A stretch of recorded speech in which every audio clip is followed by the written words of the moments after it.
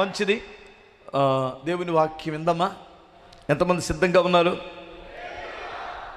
Okay, మంచిది. దేవుని వాక్యాన్ని జాగ్రత్తగా పరిశీలించుకుందాం.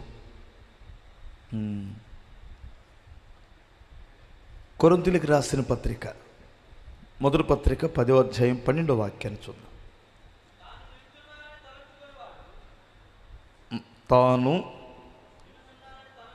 తాను నిలుచున్నానని తలంచుకున్నవాడు పడకుండునట్లు జాగ్రత్తగా చూసుకున్నవలెను.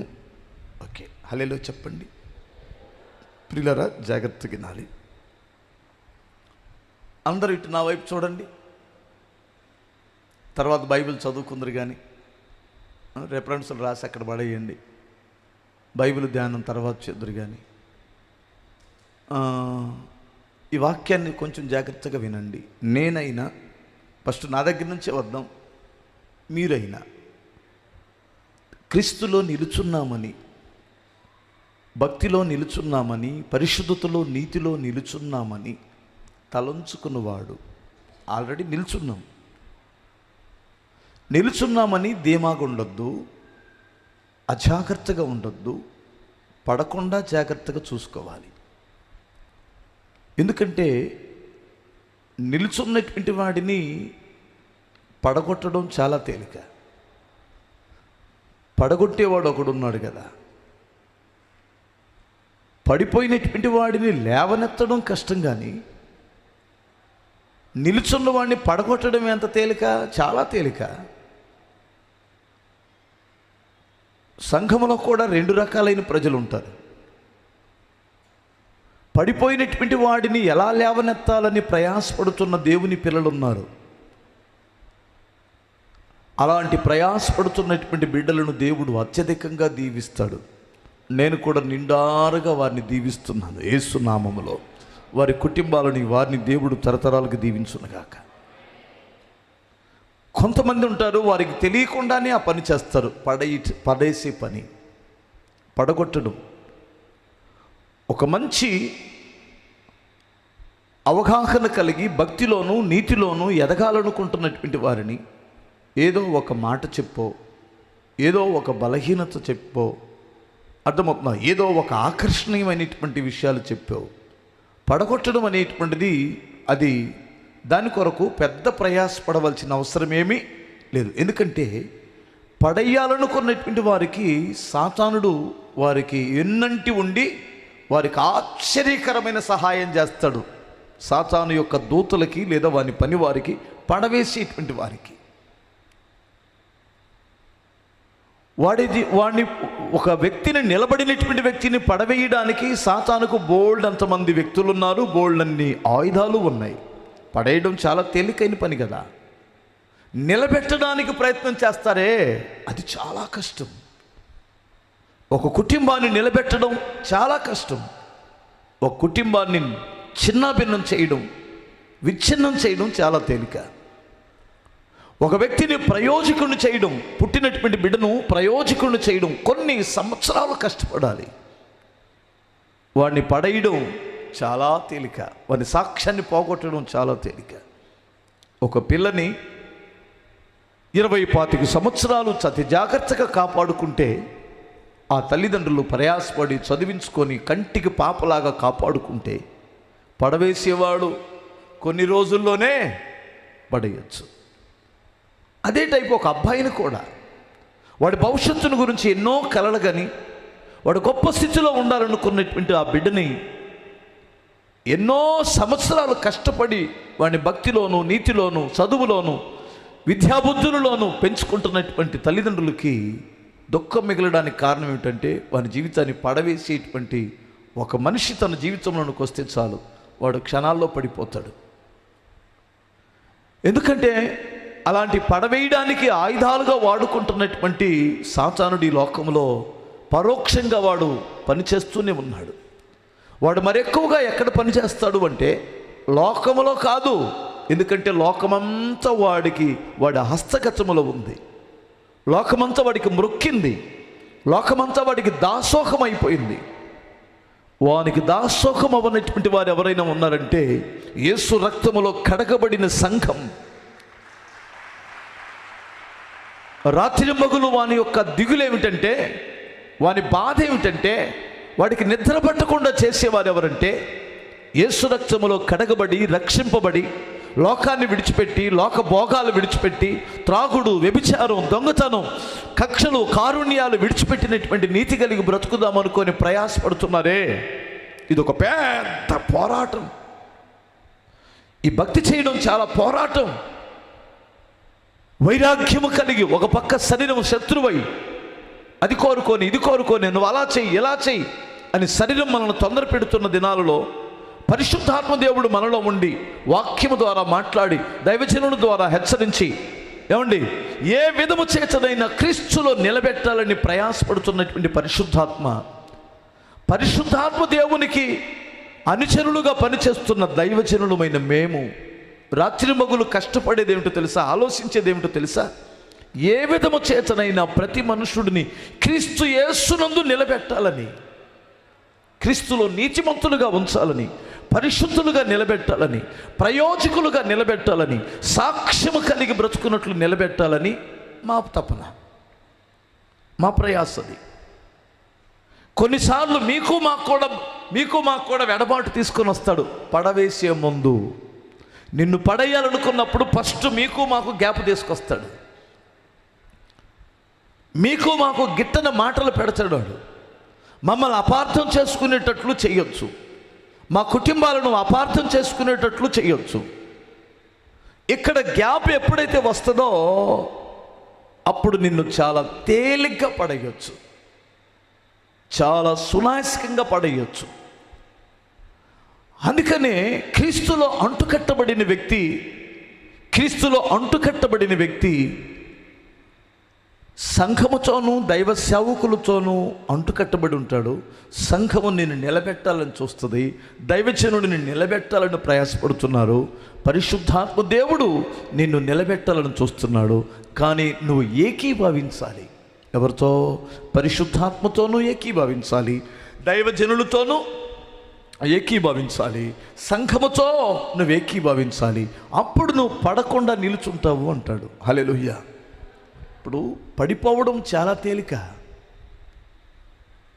కొండెక్కడం కష్టం, కానీ కొండ మీద నుంచి దొల్లడం ఎంత పని, అవునా కాదా? స్తోత్రం చెప్పండి. నీతి కలిగి బ్రతకడం కష్టం, కానీ నీతి తప్పడం ఎంతలో భాగ్యం. అది ఎంత కష్టపడాలి, దాని కొరకు ప్రయాసపడాలా? క్షణాల్లో మన సాక్ష్యం బాగొట్టుకోవచ్చు, క్షణాల్లో మనం పడిపోవచ్చు భక్తిలో నుండి. అందుకనే పౌలు ఏమన్నాడంటే, ఆ పైన ఇశ్రాయేలు ప్రజల గురించి చెప్పుకొచ్చాడు. వాళ్ళందరూ మనలాగే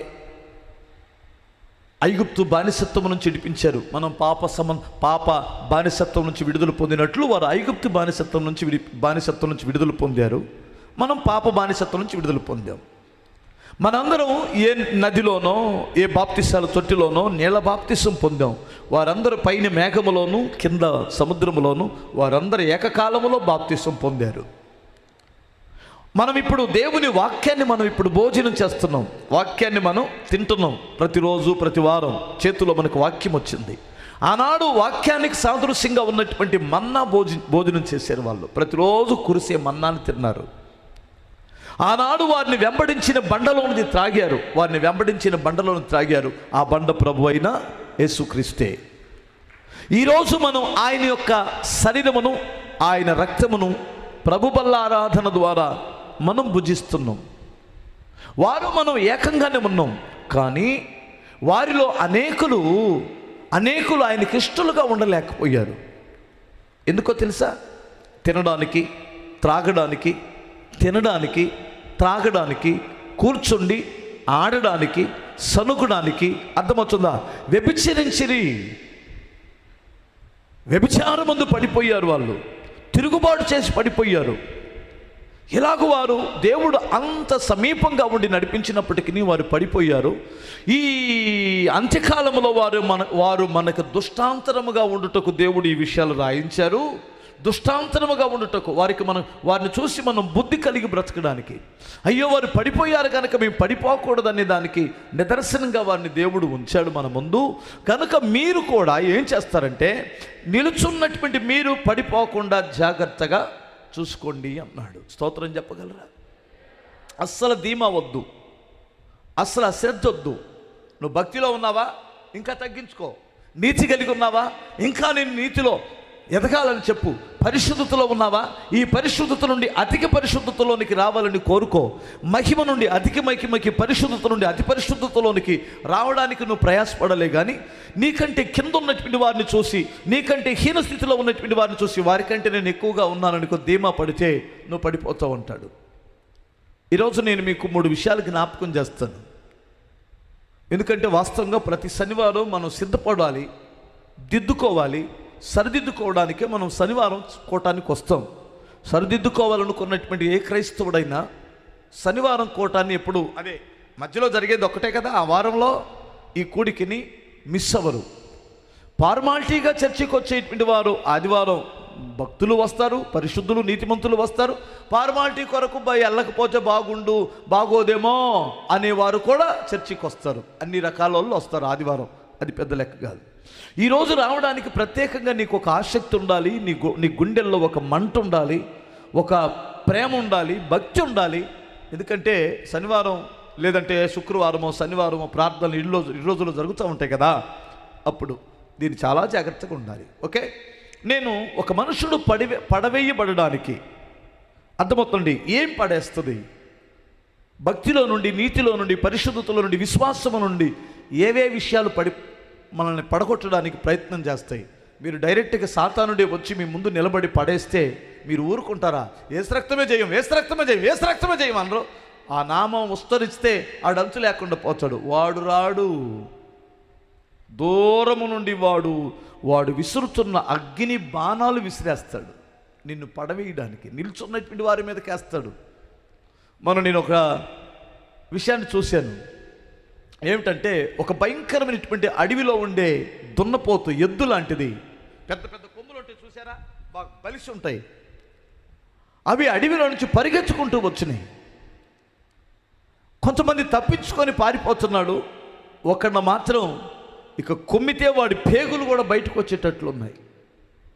వాడు ఎంత తెలివి చేశాడంటే అర్థమవుతుందా, బోర్లగా పడుకున్నాడు. ఇంకా వాడినేమి కుమ్మల. ఎందుకని కుమ్మలేదంటే, ఎందుకు వాడితో పోరాడలేదంటే, ఆల్రెడీ ఈ కుక్క నా ముందు లోబడిపోయిందని వెళ్ళిపోయింది. అది వెనక్కి తిరిగి వెళ్ళిపోయింది. నిలబడినటువంటి వాడి మీద పోరాడిద్ది కానీ సాష్టాంగపడినటువంటి వాడి మీద ఏది పోరాడదు. గమనించాలి మీరు. సాతానికి వ్యతిరేకంగా ఉన్నటువంటి వాడి మీద వాడి దృష్టి ఉంటుంది కానీ, వాడికి లోబడిపోయి వాడి మాటలు మాట్లాడుతూ వాడి యొక్క క్రియలు చేస్తున్నటువంటి వాడి మీద అసలు వాడి జోలికి కూడా రాడు. నువ్వు చర్చికి వెళ్ళు, బైబిల్ చదువు, ఎక్కడికైనా వెళ్ళు. నువ్వు చర్చికి వెళ్ళినప్పుడు దేవుని కార్యం చేస్తావు, నా దగ్గరికి వచ్చినప్పుడు నా కార్యాలు చేస్తావు. శభాష్ బిడ్డ, నీలాంటి వారు నాకుంటే, చర్చిలో అందరూ అలా ఉంటే ఎంత బాగుంటుందో, పరలోకం ఖాళీ అయిపోయింది కొడుక అంటాడు. ఎవడో సాతాను గాడు. మరి నీ బాధ అంతా, నీ దిగులంతా ఎవరితో అంటే, ఈ భక్తి, నీతి, పరిశుద్ధత, యథార్థతని పోరాడుతున్నారే వాళ్ళ గురించేరా నా దిగులు కొడుక. నీలాగా నా మాట వింటే ఎంత బాగుంటుంది ఈ దేవుని పిల్లలందరూ, క్రైస్తవులందరూ అనుకొని వాడు పడని రోజు, దిగులు పడని రోజు లేదు, ఏడవని రోజు లేదు మన వైపు చూసి. తెలుసు కదా, స్తోత్రం చెప్పగలరా? హల్లెలూయా. అందుకని ఇప్పుడు వాని యొక్క ఆయుధాలను మనం గమనించాలా, వాడు విసిరి బాణాలను మనం గమనించి కొంచెం జాగ్రత్తగా ఉండాలా. వాడు అసలు ఏమి ఆశ చూపించి క్రైస్తవులను పడేస్తాడు, ఇది కొంచెం జాగ్రత్తగా ఆలోచిస్తే మనం పడిపోకుండా కాపాడుకుంటాం. అందుకని నేను 3 విషయాలు చెబుతాను. బోల్డ్ అన్నీ ఉంటాయి. ఈ 3 ముఖ్యమైనవి మనకు ఎదురయ్యేటువంటివి. ఇవన్నీ ఈ 3 విషయాల్లో కొంచెం జాగ్రత్తగా ఆలోచిద్దాం. ఓకే, పడగొట్టేవి ఏమిటి అనేటువంటివి, వాడిసిరే బాణాలవి. నంబర్ 1, చదవండి ఒకసారి. తిమోతికి రాసిన మొదటి పత్రిక 6వ అధ్యాయం 10వ వాక్యం. మొదటి పత్రిక 6వ అధ్యాయం 10వ వాక్యం. ఎందుకనగా ధనాపేక్ష సమస్తమైన కీడులకు మూలము, కొందరు దానిని ఆశించి విశ్వాసము నుండి తొలగిపోయి నానా బాధలలోనూ తమ్మును తామే పొడుచుకొనిరి. జాగ్రత్తగా నాది 9 కూడా చదువుదాం. ధనవంతులగుటకు అపేక్షించువారు శోధనలోను ఉరిలోను అవివేక యుక్తములగు హానికరములైన అనేక దురాశలలోనూ పడుదురు. మరలా చదువుతాను. ధనవంతులగుటకు అపేక్షించువారు శోధనలోను ఉరిలోను అవివేకయుక్తములగును హానికరములైన అనేక దురాశల్లోనూ పడుదురు. అట్టివి మనుషును నష్టములోను నాశనములోను ముంచివేయును.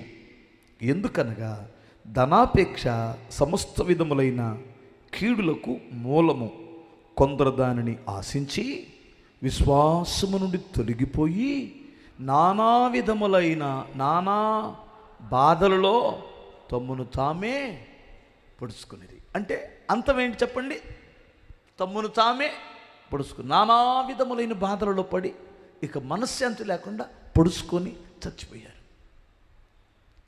ఆత్మహత్య వారి అంతం. ఒక వ్యక్తి ఆత్మహత్య చేసుకున్నాడు అంటే దాని అర్థం ఏంటి? ఆత్మహత్య చేసుకోవడానికి వెళ్ళిపోయాడంటే వాళ్ళు విశ్వాసాన్ని కోల్పోయాడు. దేవుడున్నాడు, నాకు తోడున్నాడు, నన్ను నడిపించాడు, నాకు సహాయం చేశాడని విశ్వాసాన్ని కోల్పోయాడు. ఇంకా ఏం కోల్పోయాడు? నిరీక్షణ కూడా కోల్పోయాడు. అతడు తమను తాము పొడుచుకొని ఆత్మహత్య చేసుకున్నాడంటే నిరీక్షణ లేదు అతనికి.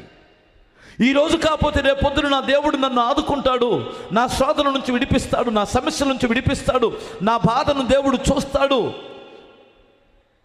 నిరీక్షణది. ప్రభు అతి త్వరలో రాబోతున్నాడు, నా బంధకాలను తెగిపోతాయి అనే నిరీక్షణ లేదు. పరలోకమును నేను చేరబోతున్నాను, అక్కడ యుగయుగాలు ప్రభుతో ఉండబోతున్నాను, పరలోకముందనే నిరీక్షణ లేదు. విశ్వాసం కోల్పోయాడు, నిరీక్షణ లేదు. నిరీక్షణ లేనటువంటి వాడికి దుఃఖమే. నిరీక్షణ లేనటువంటి వాడికి అంత అగాధముగానే కనిపిస్తుంది, తన ముందు దారి కనిపించదు. నిరీక్షణతో ఉన్నప్పుడు మనకు దారి కనిపిస్తుంది. దీనికి కారణం ఏమిటయ్యా అంటే ధనాపేక్ష. అర్థమవుతుందా? ధనవంతులగుటకు అపేక్షించుదురు. ధనముండుట తప్పు కాదు, ధనవంతులగుటకు అపేక్ష కలిగి ఉండడం, ధనవంతుల వైపు చూసి నీరసిల్లిపోవడం, డబ్బున్నటువంటి వారిని చూసి తమ్మును తాము హీనపరచుకోవడం, డబ్బున్నటువంటి వారిని, కార్లు బంగళాలు ఉన్నటువంటి వారిని చూసి నేను కూడా ఆ స్థితికి ఎలా ఎదగాలి, ఏమి చేసి సంపాదించామనేది కాదు, సంపాదించిందే లెక్క అనే స్థితికి దిగజారిపోతాడు. బైబిల్ దానికి పూర్తి భిన్నంగా చెబుతుంది. నువ్వు ఆకలి దప్పులతో ఉంటే అయినా పర్వాలా, నీతి కొరకు ఆకలి దప్పికతో ఉండండి, పరలోక రాజ్యమును మీ సొంతమైందన్నాడు. పేదలైన మీరు ధన్యులు, పరలోక రాజ్యము మీది అన్నాడు. అంటే అప్పుడు ధనవంతులకు లేదనా దాని అర్థం? ధనవంతులకు లేదనా? ధనవంతులకు ఎందుకు ఇస్తాడు ధనం? పేదవారిని కొన్నిసార్లు వారు ఆదుకోవాలని, దేవుని సేవ చెయ్యాలని, దేవుని సేవకుల యొక్క హస్తాలు బలపరచాలని కొందరికి దేవుడు ఇస్తాడు. వాడైనా నువ్వు తిన్నంతే కదా తింటాడు. అర్థమవుతుందా? స్టాకు లేకపోవచ్చు నీ దగ్గర, డబ్బు స్టాకు లేకపోవచ్చు, నీ ఇంట్లో దస్తావేజులు లేకపోవచ్చు, గుట్టలుగా బీరువా నిండా దస్తావేజులు లేకపోవచ్చు, కానీ నీకు మనశ్శాంతి ఉంది కదా. నీకు డబ్బు లేదు కనుక నీకు శత్రువులు కూడా లేరు కదా. డబ్బు ఎక్కువ అవుతారో దాన్ని కాపాడుకోవడానికి ఎంతో తిప్పలు పడాలి, ఎంతో టెన్షన్ పడాలి, ఎంతోమంది తెలియకుండానే శత్రువులు తయారవుతారు. ఒకవేళ నీకు ఆ సామర్థ్యం లేదని, ఆ మనసు లేదని నీకు ఏ స్థితిలో ఉంచితే నువ్వు బాగా ఉంటావో, ఏ స్థితిలో ఉంటే నువ్వు నెమ్మది కలిగి ఉంటావో, ఏ స్థితిలో ఉంటే నువ్వు ప్రశాంతతను అనుభవిస్తావో, ఏ స్థితిలో ఏ సామర్థ్యం ఉందో అంతవరకు దేవుడు నీకు ఇచ్చాడు. అబ్రహాము ధనవంతుడు, అబ్రహాము గొప్ప ధనవంతుడు. నువ్వు మా మధ్యలో మహారాజు వలె ఉన్నావండి అన్నాడు శత్రువులు సైతం. ఇస్సాకు ధనవంతుడు, యాకోబు ధనవంతుడు. వారంతా నరకానికి వెళ్ళిపోయారా? కాదు. బైబిల్లో అలా అని అందరు ధనవంతులా? దేవుడు నమ్ముకున్న వాళ్ళంతా ధనవంతులా? పేద ఎదవరాలకి ఇంట్లో ఆ రోజుకు తిండి లేదని చెప్పింది, కానీ దేవుడు లేడా? పిండి లేదు, నూనె లేదు, కానీ దేవుడు ఉన్నాడు ఆ ఇంట్లో. అర్థమైందా మీకు? పిండి లేదు, నూనె లేదు, ధనము లేదు, కానీ ఆమెకు ఎవరున్నారు? దేవుడు ఉన్నారు. అందుకని కోటీశ్వరుల కంటే కూడా బాగా బ్రతికింది ఆమె. కొట్టు చప్పట్లో ఒకసారి. యేసు ప్రభు నమ్ముకున్న వాళ్ళంతా ధనవంతులు అయిపోతారు అనుకుంటున్నావా? ఎవడు చెప్పాడు ఆ మాట? దేవుడు నీకు ఏమి ఇవ్వాలో, ఎంత ఇవ్వాలో, ఎప్పుడు ఇవ్వాలో, ఎలా ఇవ్వాలో, ఏ సమయానికి ఇవ్వాలో అంతవరకు ఇస్తాడు. ఎలీషా దగ్గరికి వెళ్ళి ఒక ఎదవరాలు, నా భర్త చనిపోయాడు, నా భర్త శవం ఇంటి దగ్గర ఉందండి, మేము అప్పులు పాలైపోయాం, అప్పులోడు వచ్చి నా పిల్లలను తీసుకుని వెళ్ళిపోవడానికి వచ్చాడండి అన్నాడు.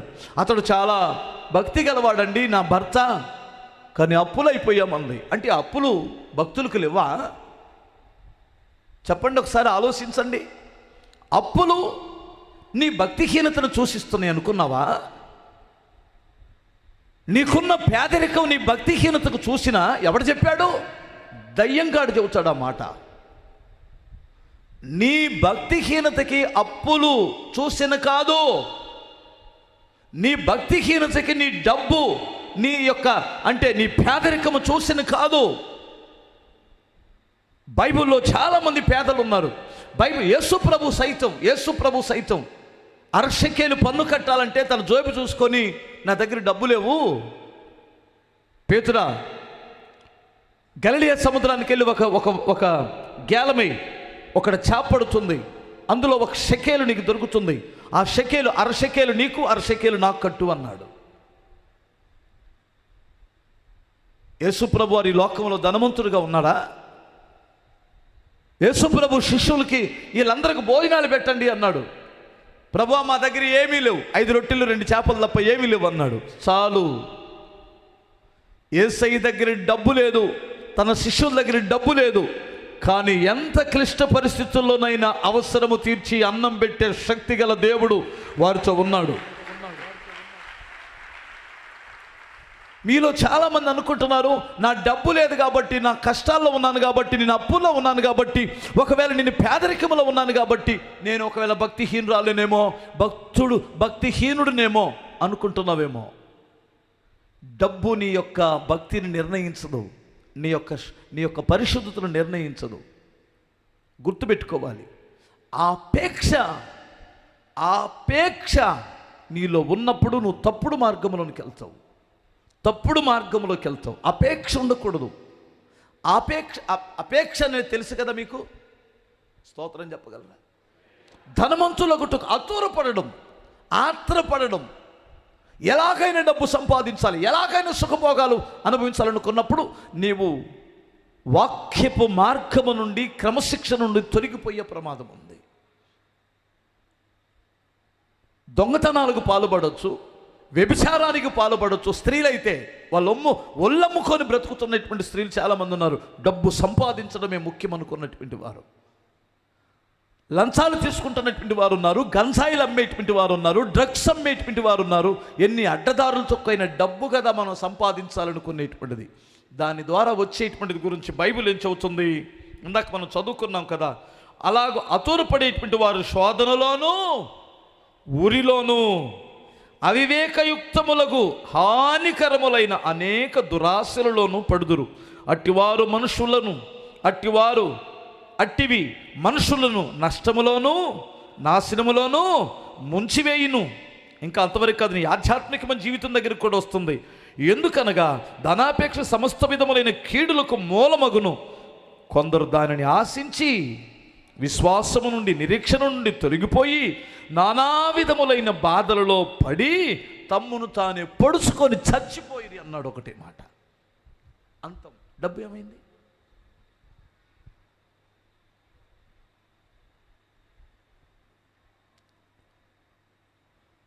ధనవంతులను చూసి, కోటీశ్వరులను చూసి, అడ్డదారులు తొక్కుతున్నటువంటి వారిని చూసి నువ్వు నిరుత్సాహపడొద్దు, వ్యసనపడొద్దు.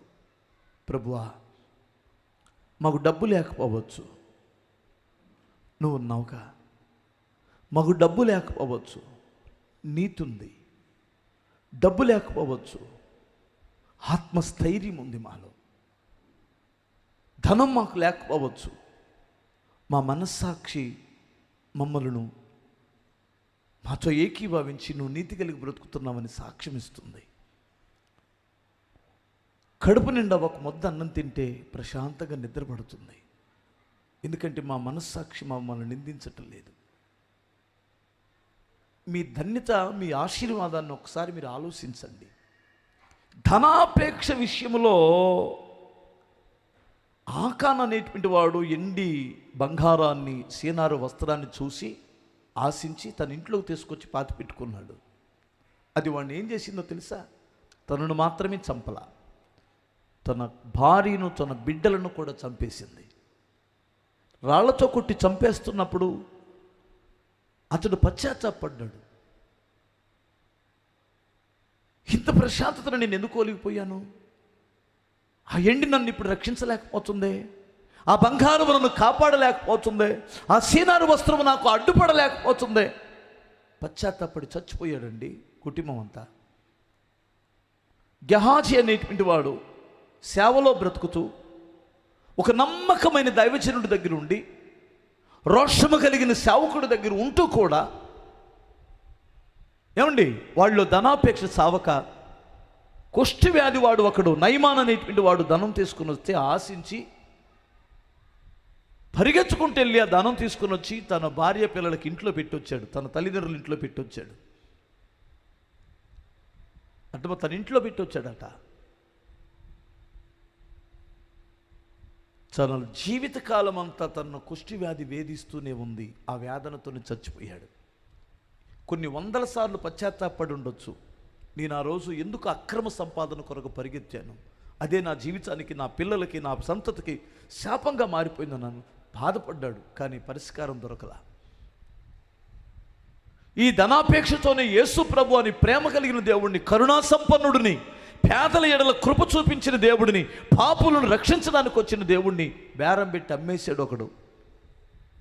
నెమ్మది లేక ఏమండి వెళ్ళి ఉరి పెట్టుకొని చచ్చిపోయాడు. ఆ ఉరితాడు తెగి ఒక బండ మీద పడితే 2 ముక్కలుగా చీలిపోయి వాడి పేగులు బయటకు వచ్చేసి నేను బైబిల్ చెబుతుంది. వాడు ఉరేసుకున్న స్థలానికి మొన్న వెళ్ళామండి. యేసు ప్రభు సంచరించిన స్థలాల్లో చర్చిలు కట్టారు, పరిశుద్ధంగా ఉన్నాయి, అందరూ సంచరిస్తున్నారు. కానీ వీడు చచ్చిన స్థలం మాత్రం అలాగే ఉంది. దయచేసి గమనించాలి. ఈరోజు నేను మీకు మనవి చేసేది ఏమిటంటే, నువ్వు ధనవంతులను చూసి నిరుత్సాహపడొద్దు. నీ భర్త ఎక్కువగా సంపాదించటం లేదని తన హృదయంలో ఎప్పుడు గాయాలు చేయొద్దు.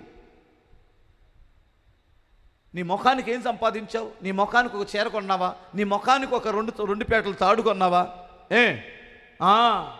ఇక ఉంది, నువ్వు మమ్మల్ని ఉద్ధరిస్తావని, మమ్మల్ని సుఖపెడతావని కనపడలేదు. నీ మాటలకు తట్టుకోలేక సావనన్నా చస్తాడు, లేదంటే ఎవడన్నా చంపి డబ్బులను తీసుకొద్దామనిపించింది. అంత మేధావి నువ్వు. ఆ తర్వాత ఏం సాధిస్తావు? బూడిద సంపాదిస్తావా? బూడిద. ఒకవేళ ఏదైనా సాధించి జైల్లో కూర్చున్నాడు అనుకో, ఏం చేస్తావు? నెమ్మది ఉంటుందా? డబ్బు లేదని భర్తని శోధించవద్దు. సంపాదన లేదు అలా అని స్వామరోడిని పనికి వెళ్ళమని చెప్పటంలో తప్పు లేదు. స్వామరోడు ఒకడు ఉంటాడు, దున్నపోద్దున్నాడు, దీన్ని ఇంట్లోనే కూర్చుంటాడు.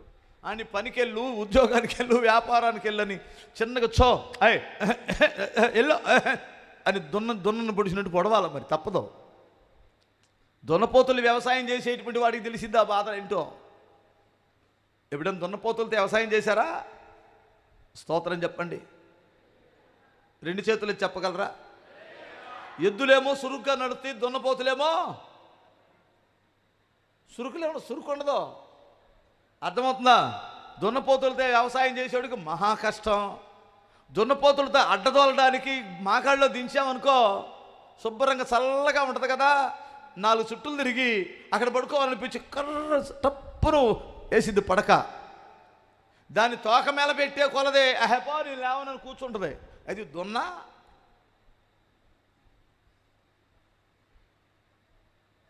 అందుకని చాలా నిన్ను గొయ్యా అంటారు. చివరకు దున్నం దాన్ని ఏం చేస్తారు? కోతకే అమ్ముతారు. కోతకు అమ్మాల్సిందే. ఇక ఆ తర్వాత సట్లో యమా సురుగ్గా ఉడుకుతూ ఉంటుంది. సట్లో ఉడికేటప్పుడు దానికి తెలిసింది, నాయనా చివరికి నా బతికేలా అయిపోయిందా తండ్రి, మట్టి చెట్లు తీసుకొచ్చి ఉడకబెడుతున్నారు నాయన. ఆ రోజు ఎట్లా గట్ట సురుగ్గా దునిన నాకు ఈ కర్మ పట్టేది కాదనుకుంటుంది. అంటే నేను సోమరిపోతుల్ని పనికెళ్ళమనో జాబుకెళ్ళమనో బాధ్యతలు చెప్పడం తప్పని నేను అంటలేదు. వాళ్ళు చూడు వాళ్ళ ఆవిడికి బంగారం కొన్నాడు, వీళ్ళు చూడు వాళ్ళ ఆవిడికి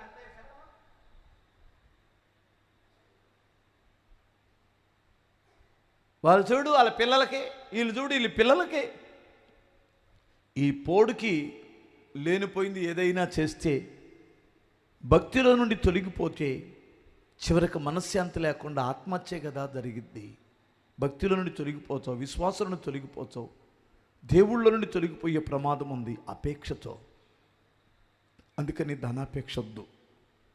దగ్గరగా స్తోత్రం చెప్పగలరా? దేవునికి మొరపెట్టు, ప్రభువా నన్ను ప్రేమించు వారిని నేను ఆస్తికర్తలుగా చేస్తానని చెప్పారు కదా, నాకొచ్చిన కష్టాలు నా పిల్లలకు రాకూడదు. నేను సుఖ సంతోషాలతో బ్రతకడం మీకు ఇష్టమే కదా తండ్రి. నా పిల్లలను ఆశీర్వదించు, న్యాయంగా ఆశీర్వదించు, మంచి ఉద్యోగం ఇవ్వండి, నా భర్త చేస్తున్న వ్యాపారము దీవించండి, నలుగురికి అన్నం పెట్టే స్థితిలో మా వ్యాపారాన్ని అభివృద్ధి చేయండి. దేవునికి మొరపెట్టండి, న్యాయంగా సంపాదించండి, లేట్ అయినా పర్వాలా. అర్థమవుతుందా? చాలా బలముగా ఉంటుంది నీ ఆశీర్వాదం, తరతరాలకి ఆశీర్వాదకరంగా ఉంటుంది. పేదలకి దీనులకి నీ సంపాదన చాలా మేలుకరంగా మారింది. భక్తిహీనుడికి వచ్చిన సంపాదన పేదలకు మేలు ఉండదు, దేవుని పరిచర్యకు ఉపయోగమే ఉండదు. కానీ భక్తులకు వచ్చిన సంపాదన, నీతిమంతులకు వచ్చిన సంపాదన పేదలకి సహాయం చేస్తుంది, పేదలకి మేలుకరంగా ఉంటుంది, ఇచ్చిన దేవుని పరిచర్యకు మేలుకరంగా ఉంటుంది. దుర్మార్గులకి భక్తిహీనులకి వారికి డబ్బు వచ్చినా వారు చెడిపోవడమే తప్ప పేదలకి ఉపయోగం ఉండదు, సేవకే ఉపయోగం ఉండదు. వారు ఉండుట కంటే చచ్చుటి మేలన్న స్థితికి దిగజారిపోతారు. అర్థమైందా నా బాధ? నా భాష అర్థమైందా? స్తోత్రం చెప్పండి.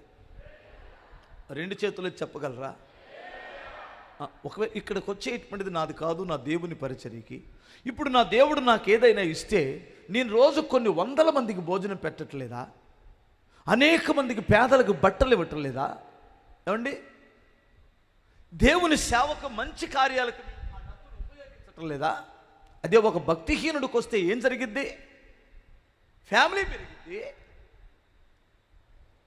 ఫ్యామిలీ పెరిగిద్దంటే ఆలోచన వచ్చిందా? ఒక ఫ్యామిలీ ఏమైంది? రెట్టింపు ఫ్యామిలీ. అన్నయ్య మాకు డబ్బు కావాలి, రెట్టింపు ఫ్యామిలీ కూడా కావాలన్నయ్య అన్నటువంటి వారి చేతులు ఎత్తరా? మా సిస్టర్స్ని అడుగుతున్నాను, పోషించే సామర్థ్యం నా భర్తకు ఉంది కనుక ఇంకొక ఫ్యామిలీ కూడా పెడితే స్తోత్రం, ప్రైజ్ లార్డ్. అంతకంటే కావాల్సింది అన్నయ్య. మరి ఒక అమ్మాయిని పోషించడం, తన పిల్లల్ని పోషించడం, నా భర్తకి ఎంత మంచి మనసు ఇచ్చాడో. అర్థమైందా? భార్యాభర్తలు ఇద్దరు కష్టపడుతున్నారు, చెరుకు చిన్న జాబ్ చేసుకుంటున్నారు, ప్రశాంతంగా బ్రతుకుతున్నారు. అంతకంటే గొప్పది ఏం కావాలండి? భక్తిలో ఉన్నారు, ఆదివారం చర్చికి వస్తున్నారు, ప్రత్యేక మీటింగులకు వస్తున్నారు, పిల్లలను ప్రభువులో నడిపించుకుంటున్నారు. ఎంత ప్రశాంతంగా ఉంది. పిల్లల మీద మీకు ఒక నమ్మకం ఉంది. పిల్లలకు బంగారం కొనే పని లేదు. పిల్లల విచ్చలవిడిగా తిరగటం లేదు. భక్తి, నీతి, పరిశుద్ధతలో ఉంటున్నారు. ఎంత దీవెనకరంగా ఉంటారు. యవనస్తులు కొంతమంది పరిచర్యకు వస్తుంటే ఏమండి తల్లిదండ్రులు జడగొడుతున్నారండి. తల్లిదండ్రులు దుగులు చర్చి చర్చి అంటావే. చర్చి పిచ్చి పట్టలేదనుకో, భక్తి పిచ్చి పట్టలేదనుకో, ఇంకో పిచ్చి పట్టింది. ఆ పిచ్చి ఏమిటి చెప్పనా? నువ్వు ఇంట్లోనే ఉంటావు, పైకి వెళ్ళి హలో పైనున్నా మీ అమ్మ నాన్న బయటికి వెళ్ళాడు, అమ్మ లోపల వంట చేస్తుంది. ఏందే పైన ఉన్నావు? ఏంటి మీ అమ్మ కేకలేస్తున్నట్టుంది. అవునే ప్రమీల, అమ్మ కేకలేస్తుంది. అటు మాట్లాడేదేమో అబ్బాయి. ఈ పిల్ల ఎంత ముదురంటే ఆడపిల్లతో ఎవరితోనే మాట్లాడుతున్నావు? ప్రమీల, అమ్మ వచ్చింది, తర్వాత చేస్తాను.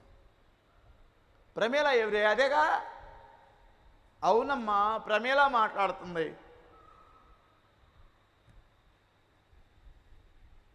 ఏంటి అలా చూస్తున్నాను?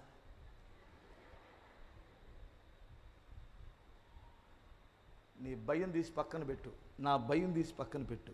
ఇక్కడ పరిచర్య చేస్తున్న పిల్లలకి, భక్తిలో ఉన్న పిల్లలకు దేవుని భయం ఉంది. వారికి తెలుసు నీ భయమో నా భయమో ఉంటే నేనున్నప్పుడు భయభక్తులు కలిగి ఉంటారు. నేను చూసినప్పుడు, నువ్వు ఇంట్లో ఉన్నప్పుడు నీ ముందు భయభక్తులు కలిగి ఉంటారు. కానీ డాబా ఎక్కి మాట్లాడుతున్నప్పుడు భయం ఉండదు కదా. అప్పుడు వారికి తెలిసిద్ది, ఆకాశమందున దేవుడు నా వైపు చూస్తున్నాడు, నా మాటలు వింటున్నాడు, నా ప్రతి కదలిక దేవునికి తెలిసిన భయం ఎక్కడ పుట్టిద్దంటే భక్తిలో ఉన్నప్పుడు పుట్టిద్ది. అందుకని పిల్లలను పాడు చేయకండి, పిల్లలకు ధనాపేక్ష ఎక్కించకండి, వారిని స్వామరణ చేయొద్దు. కానీ భక్తిలో పెంచండి. నిన్ను పడగొట్టేటువంటిది మొదటిది ఏమిటంటే ధనాపేక్ష. రెండు స్త్రీ అనగానే కొంతమందికి కోపం వస్తుంది. బైబిల్లో పురుషులు పడిపోయినట్లు ఉంది,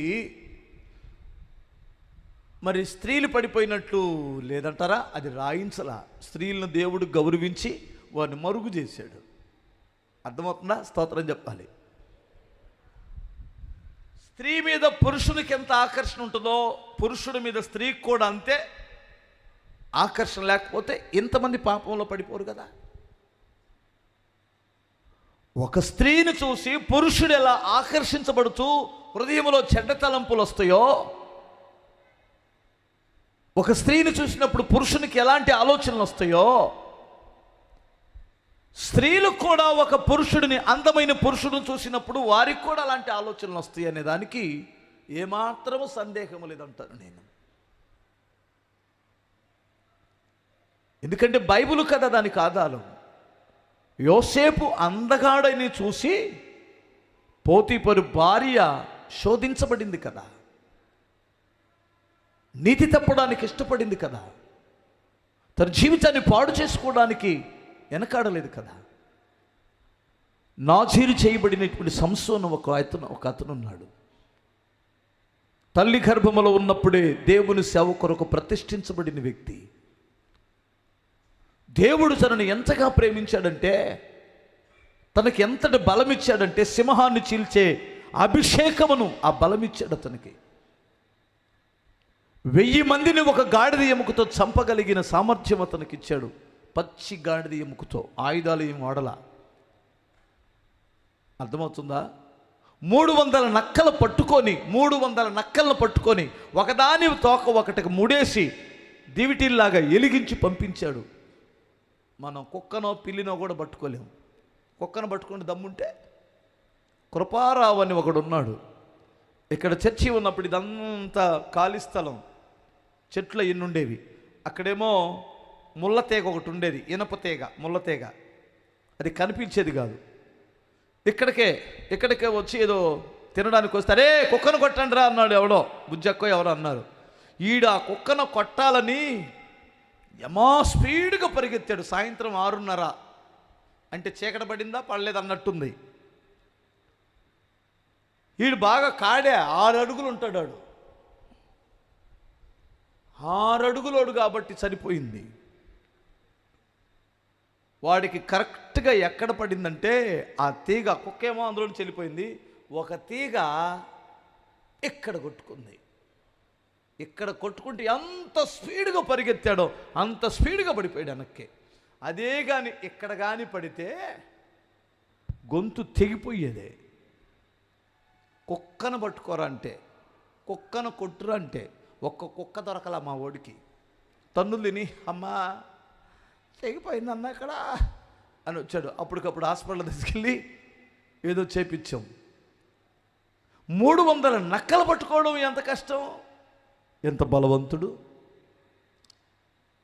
శత్రువులు తరుముతున్నప్పుడు ఊరి గవినికి పెద్ద గేటు ఉంటుంది. అమాంతంగా గేటు పీకే, ఏం పీకాడు? గేటుని పీకేశాడు. పెద్ద గేటు గవిని, ఊరి గవిని పీకేసి వాళ్ళ మీద విసిరేసి వెళ్ళిపోయాడు.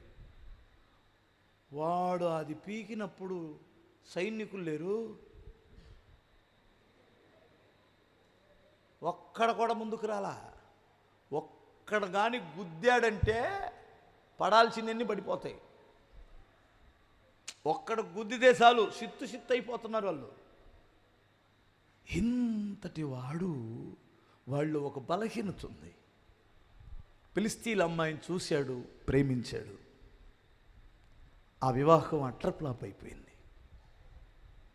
తర్వాత ఒక వేశ్యను ఒకటి చూసి ఆమె దగ్గరికి వెళ్ళాడు. దేవుడు సహిస్తూ వచ్చాడు. చివరికి దెలీలా అనేటువంటి ఒక స్త్రీ దగ్గరికి చేరుకున్నాడు. దర్శనం పోగొట్టుకున్నాడు, భక్తిని పోగొట్టుకున్నాడు, అభిషేకాన్ని పోగొట్టుకున్నాడు. ఆమె పోసిచ్చే మందుకు అలవాటు పడ్డాడు.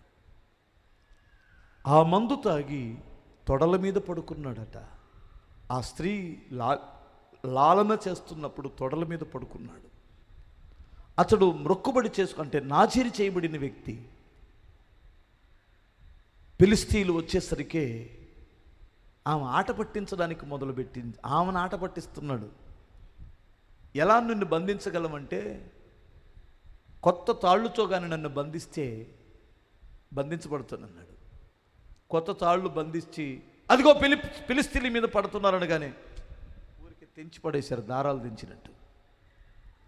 నువ్వు నన్ను చెదురు పట్టిస్తున్నావు, అసలు నేనంటే నీకు ఇష్టం లేదులే అని మొదలుపెట్టింది ఆ సైతాన్ని.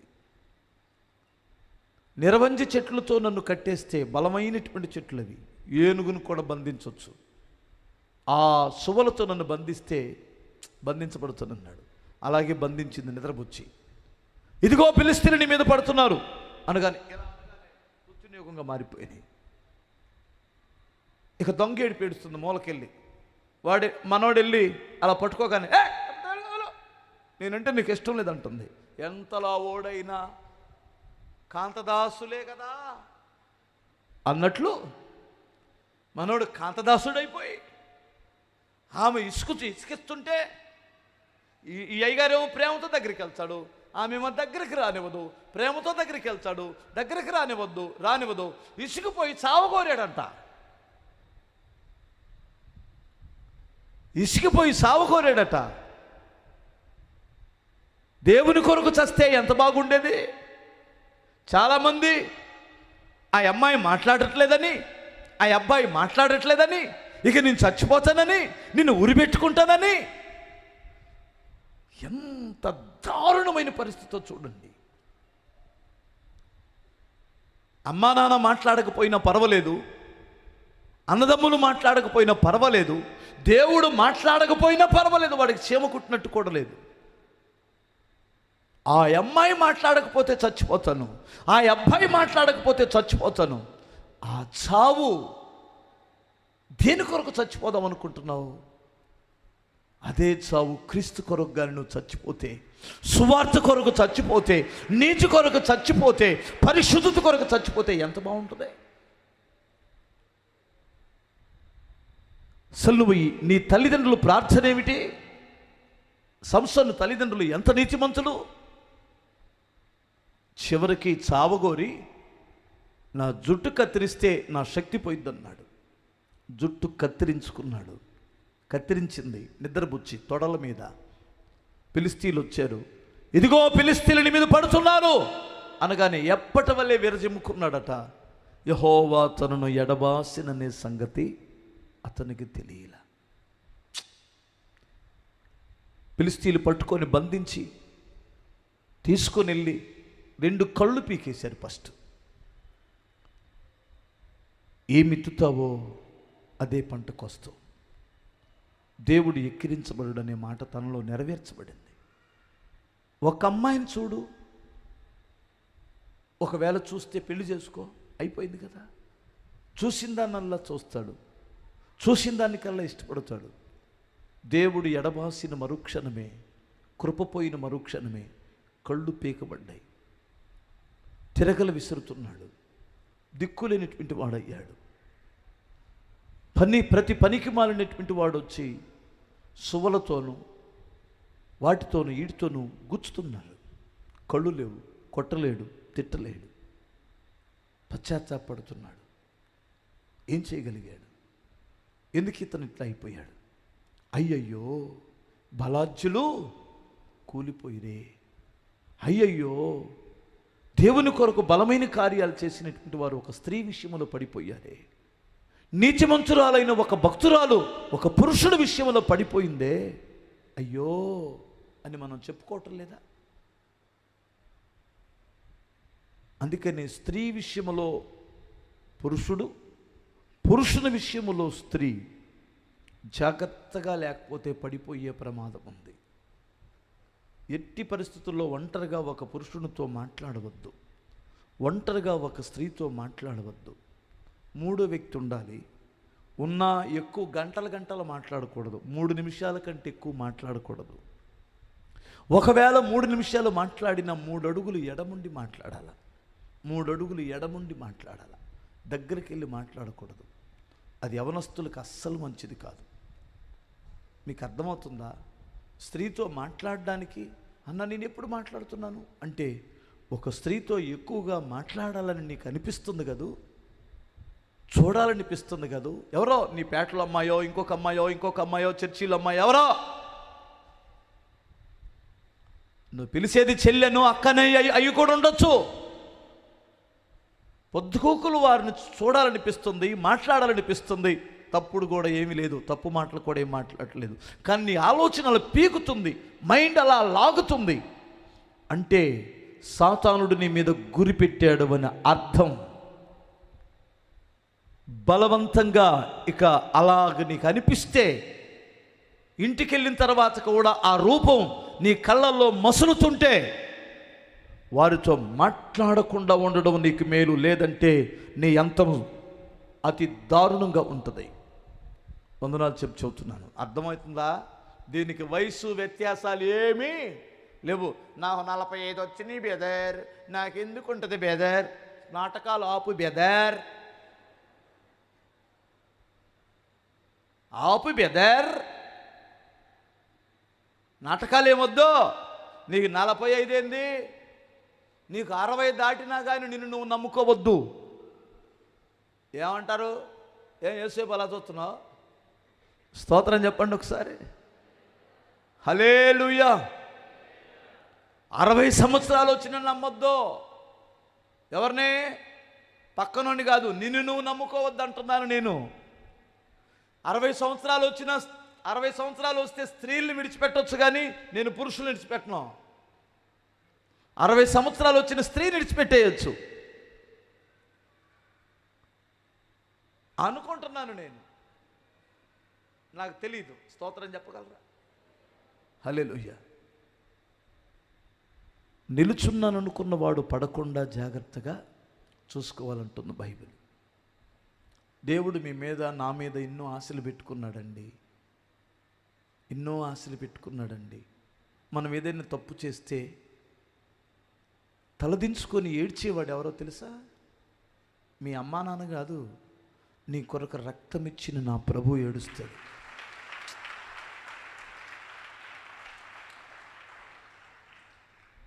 నేను నా అంతటి వాడు భయపడి దాక్కోవచ్చునా అంటాడు.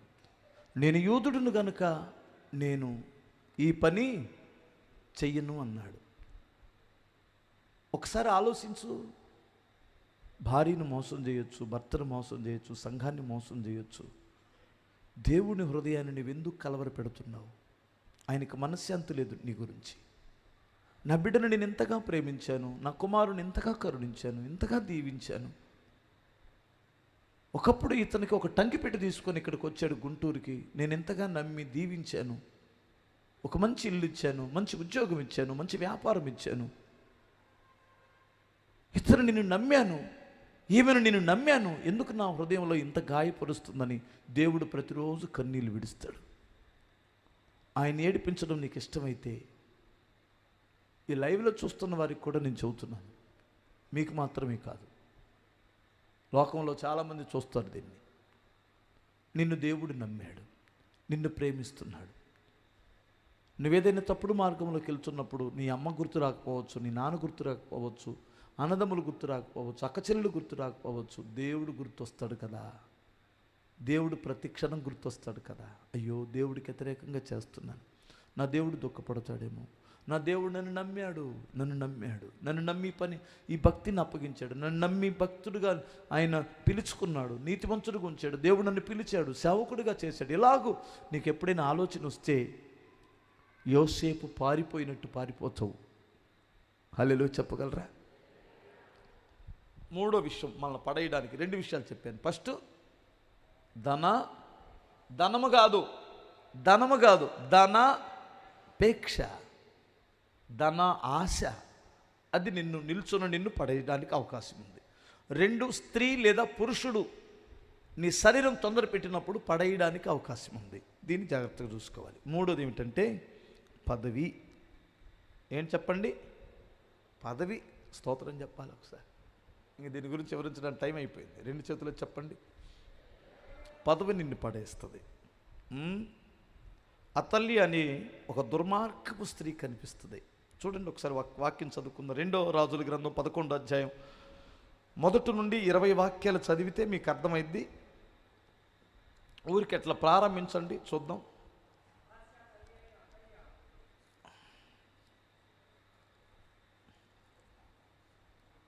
ఏందబ్బాయి?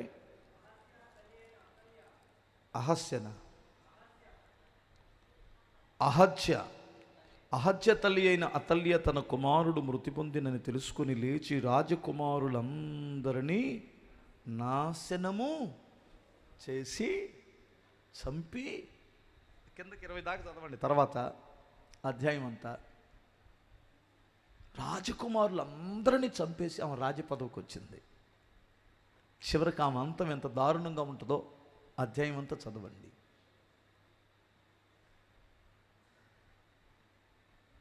పదవి మనుషులను చంపేసింది. కొరాహు, దాతాను, అబిరాములు మోషేకి వ్యతిరేకంగా ఒక జనాంగాన్ని, ఒక వర్గాన్ని తయారు చేశారు. ఏంటయ్యా మీకు వచ్చిన బాధ ఏమిటి నాయనా అని మోషే అడిగితే, నువ్వు ఒక్కడవే పరిశుద్ధుడు కాదు, ఈ సర్వ సమాజం పరిశుద్ధులే, వీరందరూ ధూపం వేయుటకును ధూపార్ధిని చేత పట్టుకొని దేవుని సన్నిధిలో ప్రవేశించుటకు యోగ్యులే అని అన్నాడు. అప్పుడు మోషే చాలా దీనంగా ఒక మాట అన్నాడు. కొరాహు, దాతాను, అబిరాము ఒక వర్గాన్ని తయారు చేసావు, మీరు లేవీలుగా ఉన్నారు, పరిచారకులుగా ఉన్నారు. ఇది చాలదా? ఇది దేవుడిచ్చిన పని కాదా మీకు? దేవుడు మిమ్మల్ని ఏర్పాటు చేసుకోలేదా? నువ్వు చేస్తున్నది పరిచర్య కాదా? ఎందుకు నువ్వు మరలా యాజకత్వాన్ని కూడా ఆశించి మిమ్మల్ని మీరు నాశనం చేసుకుంటారు అని చాలా నమ్రతగా మోషే చెబితే, ఈ మాటలు నమ్మకుండా మోషేను తోలనాడి కొన్ని కుటుంబాలను తన వర్గంగా తయారు చేసుకొని తిరుగుబాటు చేస్తే మోషే దేవుని స్థలంలో ప్రార్థన చేశాడు. ప్రభువా, వీళ్ళకి లేవీలుగా ఉన్నారు అంటే పరిచారకులుగా ఉన్నారు, వీరు యాజకత్వం కూడా కోరుతున్నారు ప్రభువా, మరి ఏం చేయమంటావు అని అడిగితే ప్రభు ఏమన్నాడంటే, వీరిలో పెద్దలైనటువంటి వారి యొక్క కర్రలు, అహరోను చిగురించిన మీ అన్నగారైన అహరోను కర్రను గుడారంలో పెట్టండి, ప్రత్యక్ష గుడారంలో. నేను రేపు నేను ఎవరిని ఏర్పరచుకున్నానో, ఎవరిని తీసేసానో వారి కన్నులకు తెలిసేటట్లు చేస్తాను అన్నాడు. ఆ లోపల పెట్టారు. ఉదయాన్నే చూస్తే అహరోను కర్ర ఒక్కటే చిగురించింది. బాదము పువ్వులు వచ్చినాయి, అద్భుతంగా చిగురించింది ఆ కర్ర. అప్పుడు ఆ కర్ర చూసి ఆశ్చర్యపోయి, దేవుడు ఎన్నుకున్న యాజకుడు ఈ కుటుంబమే. అహరోను పెద్దవాడు, రెండోవాడు మోషే, వాళ్ళిద్దరికంటే పెద్దది మిరియాము. ఒక తల్లి గర్భం నుంచి వచ్చినటువంటి వారిని ముగ్గురిని దేవుడు ఎన్నుకున్నాడు. ఒకడు నాయకుడిగా, ఒకడు యాజకుడిగా, ఒక ఆమె ప్రవక్తనిగా. వారికి అది ఇష్టం లేదు, తిరుగుబాటు చేశారు. చివరకు దేవుడు ఏం చేశాడో తెలుసా? ఈ పదవిని ఆశించినందుకు ఇతనితో ఒక వర్గంగా తయారైనటువంటి 250 మంది కుటుంబాలు, వారి పిల్లలు, వారి కొడుకులు, వారి మనవళ్ళు, వారి మనవ సంతానం, వారి కూతుర్లు, వారి అల్లుళ్ళు, వారు ఎక్కడైతే ఉన్నారో వారిని ఖాళీ చేసి మీరే దూరంగా వెళ్ళమన్నాడు. దేవుడు నాశనం చేసే ముందు నాశనం చేసేటువంటి వారిని ప్రత్యేకంగా తీసుకెళ్ళడు, నాశనం చేసే వారిని ప్రత్యేకంగా తీసుకెళ్ళడు, రక్షింపబడిన వారిని ప్రత్యేకంగా వెళ్ళమంటాడు. అర్థమైందా? స్తోత్రం చెప్పాలి. మీరు లోకము నుండి ప్రత్యేకింపబడండి అన్నాడు. లోకాన్ని వేరు చేయలా, లోకాన్ని అటు వెళ్ళమని చెప్పలేదు. నా పిల్లల్ని విడిచిపెట్టి లోకమా మీరు అటు వెళ్ళమని చెప్పలేదు. మీరే లోకమును విడిచిపెట్టి పక్కకు రమ్మన్నారు. అప్పుడు వారు బ్రతికుండగానే భూమి నెరవిడిచి పాతాళములోనికి దిగిపోయారు. క్రీస్తునందు ప్రియులారా, మనల్ని పాడు చేసేది పదవి వ్యామోహాలు. నీకు ఒక పాట ఇస్తారంటే, నీకు ఒక సంఘ పెద్దకి పదవి ఇస్తారంటే, నువ్వు ఆ పదవి ఇస్తారు, నీకు ఈ పదవి ఇస్తారంటే భలే ఆశపడేటువంటి వాళ్ళు ఉన్నారు. ఏంటయ్యా ఈ మధ్య చర్చికి రావట్లేదంటే, అన్నయ్య మా దగ్గర నన్ను సంఘ పెద్దగా నియమించారు అన్నయ్య. స్తోత్రం చెప్పగలరా? అంతకుముందు ఒక అబ్బాయి ఇక్కడికి వచ్చేవాడు, నడుముకి పూర్తిగా టీబీ వచ్చి పైనుండి కిందకి అన్ని పూసలు ఇంచుమించుకు పాడైపోయినాయి. ఎన్ని పూసలు, నడవలేడు, చచ్చిపోతారని డాక్టర్లు చెప్పారు. ఆ స్థితిలో ఇక్కడికి వచ్చాడు అతను. ప్రార్థన చేశాను నేను. డాక్టర్లు ఆశ్చర్యపోయినట్లుగా దేవుడు ఆ బిడ్డను బ్రతికించాడు. వినండి, దానికి కృతజ్ఞత కలిగి ఇక్కడ పరిచర్య చేశాడు. ఆ తర్వాత 3 సంవత్సరాల తర్వాత ఆ అబ్బాయి కనిపించట్లా. ఒకసారి నేను అడిగాను, ఒక 4-5 నెలల తర్వాత గమనించాను, పలానోడు రావట్లేదు ఏందని. ఏందబ్బాయి నువ్వు రావట్లేదంటే, అన్నా దేవుడు నన్ను దీవించాడన్నా, నన్ను హెచ్చించాడు అన్నాడు. ఎలా అన్నాను. మా చర్చిలో మేము ఈ ఇంటి పేరటోళ్ళు ఉంటామన్నా, ఈ ఇంటి పేరటోళ్ళు ఎంతమంది, ఆ ఇంటి పేరటోళ్ళు ఎంతమంది, మా ఇంటి పేరుతో నేనే పెద్దోడిని, అందుకని నన్ను సంఘ పెద్దగా ఎన్నుకున్నారన్నా. ఇంక అక్కడ డబ్బులు లెక్క చూడడం కానీ, అక్కడ ఇంక అన్ని మెయింటెనెన్స్ కానీ ఇకంతా నాదేనన్నా. నీకు పదవచ్చిన మాట వాస్తవమే కానీ నువ్వు ఆత్మీయంగా బలపడుతున్నావా అన్నాను.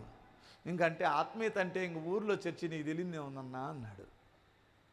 అంటే నువ్వు ఆత్మీయంగా పడిపోయినా పర్వాలేదు, దిగజారిపోయినా పర్వాలేదు, కానీ పదవి ఉంటే తప్పదన్నా. మరి ఇంకా దేవుడు అది కూడా దేవుని చిత్తమే కన్నా అన్నాడు. ఆ తర్వాత మధ్యలో కనిపించాడు, మంచి సన్నటి బీడీ ఒకటి తాగుతూ, ఓరి ఎంత ఘోరంరా. అతి కొద్ది రోజులకి ఏమైంది, మళ్ళీ పదవి పోయి ఏరే వాళ్ళు ఎన్నుకున్నారు. అప్పుడు కల్లా భక్తి ఏమైంది, మళ్ళీ లోకంలో కలిసిపోయాడు. దయచేసి వినండి, పాటకో పదవకో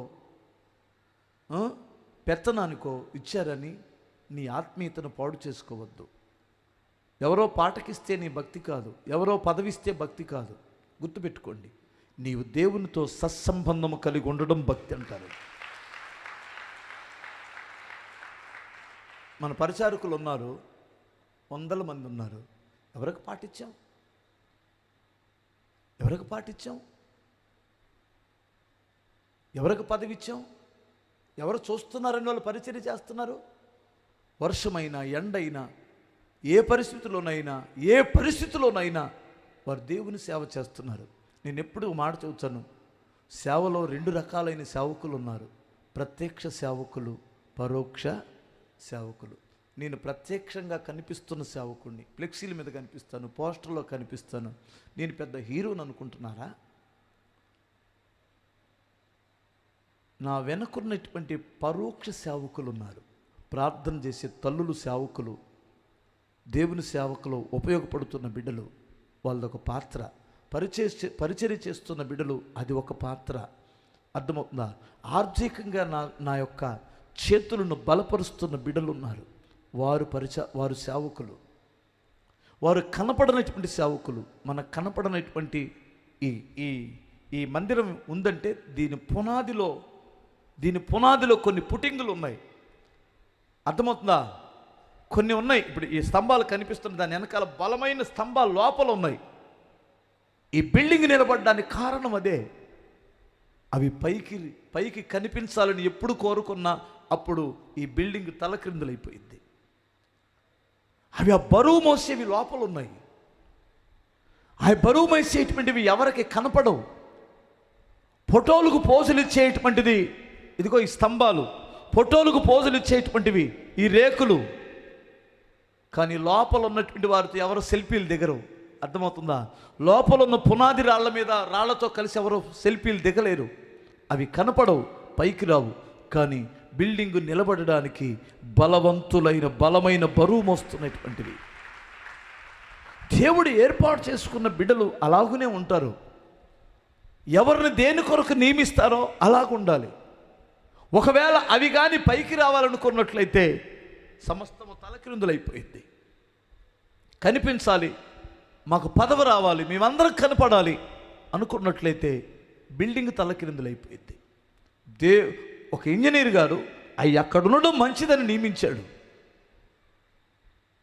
దేవుడు ఇంజనీర్ కంటే గొప్పవాడు కాదా? ఏది ఎక్కడ ఉండాలో దానిని నియమించిన వాడు తెలివి తక్కువవాడా? ఎవరెక్కడ ఉండాలో అక్కడ నియమించినటువంటి వాడి యొక్క తెలివిని మనం తప్పు పట్టుకుందామా?